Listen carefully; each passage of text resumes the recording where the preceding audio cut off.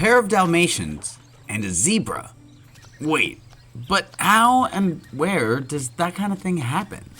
At the Free to Be Wild Rehab Center in Zimbabwe, where baby orphaned animals are rescued and given a second chance at life. Let's start with the spotted sisters, Indigo and Bindi. This is Indigo. She's got one blue eye, or an indigo colored eye, and her sister Bindi.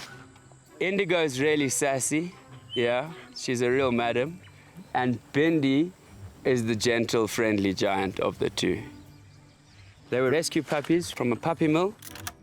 Their mum, we believe, was forced to breed over 170 puppies.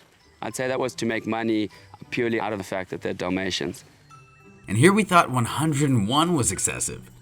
Centuries of intensive breeding to create that distinctive spotty coat has led to an unfortunate genetic condition that affects almost a third of all Dalmatians, hearing loss. This is Indigo here, and she can't hear anything. Hello? Hello. She's stone deaf, and her sister is half deaf. A life without nature's sweet soundtrack sounds rough, but not to worry. Joe has his ears perked. They'll be by his side for life, which isn't the case for most of the animals who pass through here, like their black and white striped best mate, City Boy, the zebra. About a year or so ago, this beautiful bud was found wandering the bush alone after his mother had been killed by lions. He was only a few days old when some kind folks found him and called Joe for help. For us, there was no option. They phoned us and they said, would you help with City Boy? So we don't really think about it. We just say absolutely. We get in the car and we go there and we grab him. He was only about yay high and so big in the beginning. City Boy and the sisters quickly struck up a friendship and filled their days with running and playing. They must have found something special in common. Either that or they just dig each other's fashion sense. I don't know what you call them, a herd or a pack, but Spots and Stripes, they really, really enjoy each other. I don't think there's anyone else that we could take with City Boy on a walk like this. Fun fact, Dalmatians were originally bred to accompany horse-drawn carriages in 18th century Britain, where speed, stamina, and calmness around horses were the main requirements. So it's no surprise that their skills play well with a zebra, too. With the help of the pups, City Boy's gaining some confidence, which will one day lead to his independence. Eventually, he'll roam free in a 17,000-acre private reserve, maintained by Joe's family. The more time he can spend in the wild, the more acclimatized he'll become to the wild and the easier the transition will be for him. The more time they spend in their natural environment, the better. Full stop, without doubt. Same for all animals. Speaking of all animals, turns out the Dalmatians have a way with more than just zebras. The latest orphan that came in was a baby common duiker. They said it was found in the bush. Often that's the case. They say it was found, but 9 times out of 10, the mother's been hunted, and then the people feel bad when they do find the orphan. Many rescued orphans die of stress. If he's going to keep this baby alive, Joe's going to need backup. We've realized that the best thing to make that orphan feel comfortable is introducing it to Indigo and Bindi. They really seem to settle it down. If you can get them to relax and try and interact with another species that's already living there and settled there, I really believe that animals can pick up on that vibe. The confused little one thinks Bindi might have some milk on hand. Here's my bottle. Nope, only love. It's all good. Joe's got a bottle.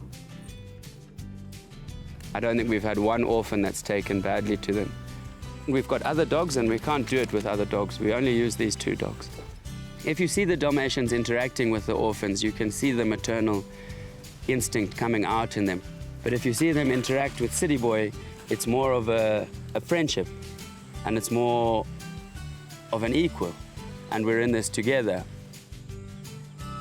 The teenager is testing the waters of adulthood, evidenced by his clear curiosity. The time for him to move out on his own is approaching fast. You can't put a price on that feeling of the animal going free into its natural environment and where it's supposed to be. Till that day comes, there's still time to squeeze in a couple more rounds of Spots versus Stripes. A family of mongoose and a meerkat. The animals are related and they even kinda look alike, but they'd never live together in the wild. So what gives? Well, let's start with Cameron, the meerkat. Destined for life as the odd one out, she's actually become the odd one in. When she was only 6 months old, Cameron and a mate were brought here from a wildlife rescue that had run out of room. They were to be released on a private reserve, but sadly, her mate died, leaving Cameron all alone. There were no other meerkats to keep her company, but there were 5 mongooses of a similar age. Could their similarities outweigh their differences?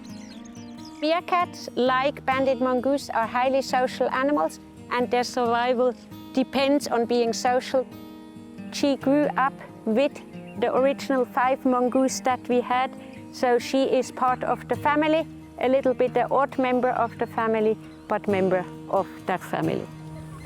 I mean, come on, who doesn't have a weird aunt in the family?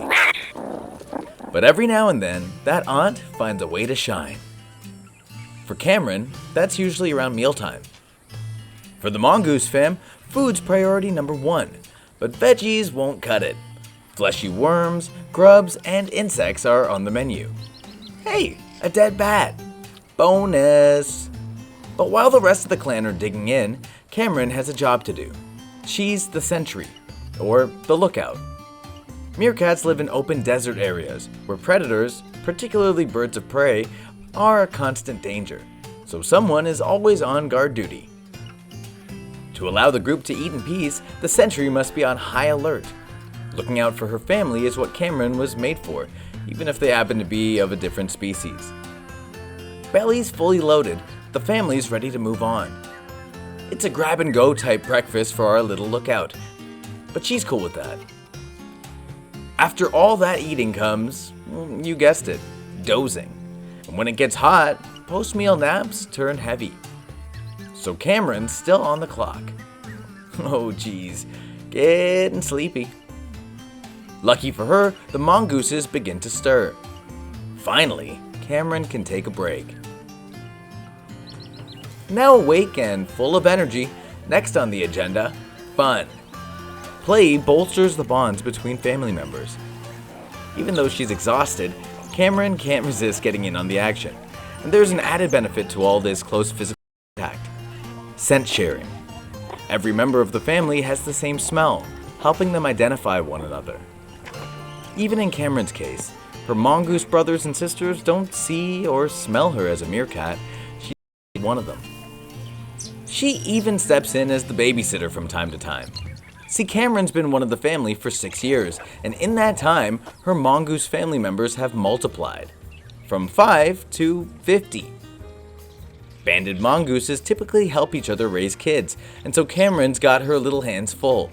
But it's a small price to pay to be everyone's favorite aunt. Cameron doesn't have youngsters of her own, so she can help other mongoose to raise their children. If there wouldn't be for the mongoose, she wouldn't have a family. So she gets what she actually needs as a highly social animal. She has a family, this is a surrogate family, but in her eyes, I suppose, it's perfect. She might speak with a meerkat accent, but she thinks she is a mongoose. And they consider her as being part of the family. Guess the moral of the story is, if it kinda looks like family and kinda smells like family, and heck, if it puts in the work to help feed the family, well then, that's what you call family.